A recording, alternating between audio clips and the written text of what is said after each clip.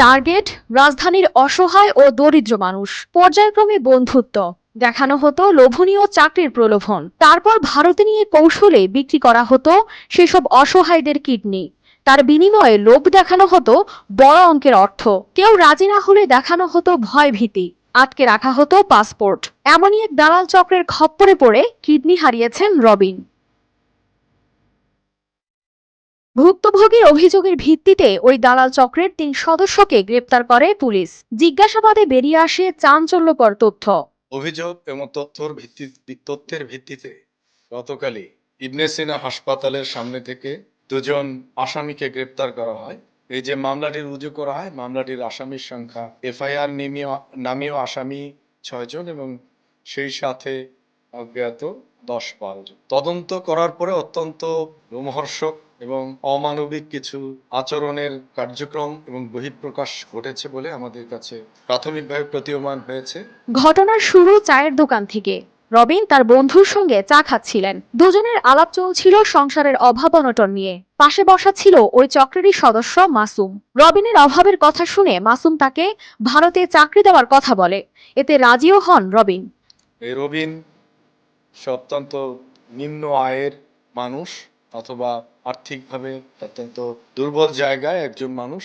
তার যে দুর্বলতা পুঁজি করেই এই ঘটনাটি ঘটেছে। সে মিরপুরে গত 2023 সালের এপ্রিল মাসে জনৈক মাসুম নামে এক ব্যক্তির সাথে পরিচয় হয়। প্রথমে তার সাথে কথাবার্তা হয়, তাকে চাকরি দেওয়ার কথা বলা হয়, যেহেতু সে আর্থিকভাবে অনটনে ছিল, যে তাকে ভারতে তার ব্যবসা প্রতিষ্ঠান আছে, সে ব্যবসার জন্য নিয়ে যায়। পরবর্তীতে মাসুম ভিকটিম রবিনকে বলে, ভারতে তার প্রতিষ্ঠানে চাকরির জন্য যেতে হলে করতে হবে ডাক্তারি কিছু পরীক্ষা নিরীক্ষা। স্বাস্থ্য পরীক্ষার নাম করে ভারতের ভিসার জন্য নিয়ে নেওয়া হয় তার পাসপোর্ট। তাকে বলা হয়, তার পাসপোর্ট করা হয়, তারপরে তাকে নিয়ে যাওয়ার জন্য ল্যাবেড হাসপাতালে কিছু স্বাস্থ্য পরীক্ষা করা হয়। অ্যাকর্ডিংলি তাকে সেপ্টেম্বর মাসে তার সকল পরীক্ষা সম্পন্ন করে তাকে নিয়ে যাওয়া হয় দিল্লিতে। পরবর্তীতে ভিকটিমকে নিয়ে যাওয়া হয় ভারতের দিল্লিতে। সেখানে চক্রের অন্য সদস্যরা তাকে রিসিভ করে হাতিয়ে নেন তার পাসপোর্ট। আটকে রাখা হয় অন্য এলাকায়। এক পর্যায়ে চক্রটি ভিকটিমের আর্থিক অনটনের সুযোগ নিয়ে কিডনি দেওয়ার জন্য প্ররোচিত করে। কিডনি দিতে রাজি না হলে পাসপোর্ট আটকে রাখার হুমকি সহ দেখানো হয় ভয় ভীতি। দিল্লিতে নিয়ে ফরিদাবাদ নামক জায়গায় রাখা হয়। তো কিছুদিন 20-25 দিন থাকার পরে সে যখন বুঝতে পারে যে কোনো ব্যবসা প্রতিষ্ঠানের সাথে তার কোনো ব্যবসার সংশ্লেষ হচ্ছে না, তখন সে উদ্বেগ প্রকাশ করে।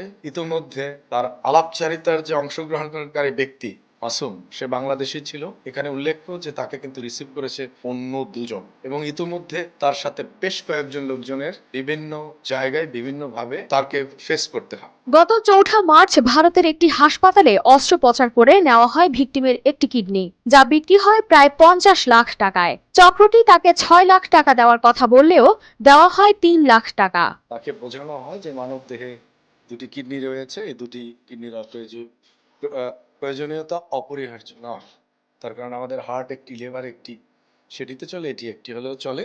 তো পরবর্তীতে যেভাবেই হোক সে রাজি হয়। রাজি হওয়ার পরে তাকে নিয়ে যাওয়া হয় দিল্লির এশিয়ান হসপিটালে। সেখানে তাকে পরীক্ষা করা হয়। বিভিন্ন পরীক্ষা যখন করানো হয় হসপিটালে, সেটি যখন শেষ হয়, পরবর্তীতে তাকে গুজরাট কিডনি স্পেশালাইজড হসপিটালে নেওয়া হয়। এভাবে চক্রটি ভারতে নিয়ে একে একে হাতিয়ে নিয়েছে 10 ব্যক্তির কিডনি। তাদের এ ধরনের কাজকর্ম তারা বেশ কিছু করেছে এবং এখনো বেশ কিছু কাজকর্ম তাদের পাইপলাইনে রয়েছে। আমাদের অভিযান চলছে। আমরা আশা করি যে এই যে যারা আমাদের প্রান্তিক মানুষদের কেউ ফুসলিয়ে বা ভুলিয়ে ভালিয়ে কোনোভাবে তারা অঙ্গহানি করতে না পারে, সেই বিষয়ে সকলে যেন সজাগ থাকে। চাকরির প্রলোভন দেখিয়ে এভাবে দেশের হতদরিদ্র মানুষকে প্রতিবেশী দেশে নিয়ে করে ফেলা হয় জিম্মি। অপরাধ চক্রের বিরুদ্ধে নেওয়া হবে যথাযথ ব্যবস্থা, এমনটাই প্রত্যাশা ভুক্তভোগীদের। News desk, RTV।